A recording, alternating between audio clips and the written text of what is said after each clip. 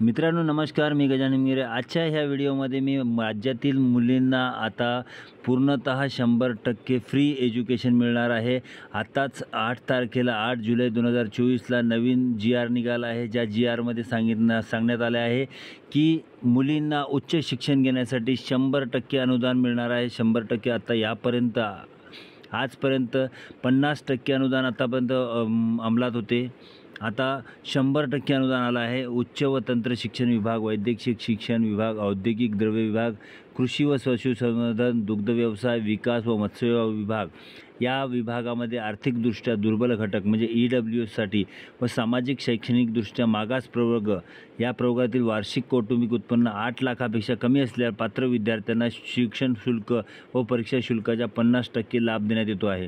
तर याच्यामध्ये सर्व पहिले 50% मुलींना व मुलांना लाभ होता, पण आता मुलींसाठी हा 100% लाभ इथं आपल्याला मंजूर करण्यात आला आहे। महाराष्ट्र शासनाचा ऐतिहासिक निर्णय आहे। व्यावसायिक शिक्षणामध्ये मुलीचे प्रमाण 36% इतके मर्यादित आहे।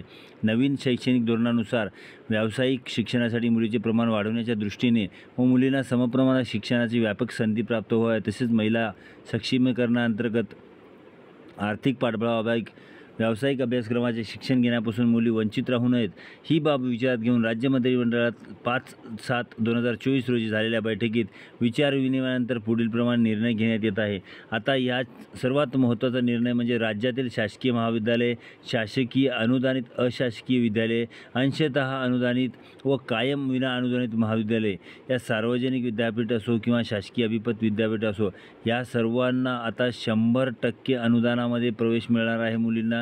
तर मित्रांनो, जास्तीत जास्त विद्यार्थी मित्रांना हा व्हिडिओ शेअर करा, जेणेकरून हा शिक्षणाचा जो लाभ आहे 100% अनुदानित शिक्षण, तर हा सर्वांना लाभ मिळावा या दृष्टिकोनातून हा व्हिडिओ बनवण्यात आला आहे। तर व्हिडिओ चांगला वाटला असेल नक्कीच लाईक करा आणि नवीन असाल तर सबस्क्राईब करा। धन्यवाद।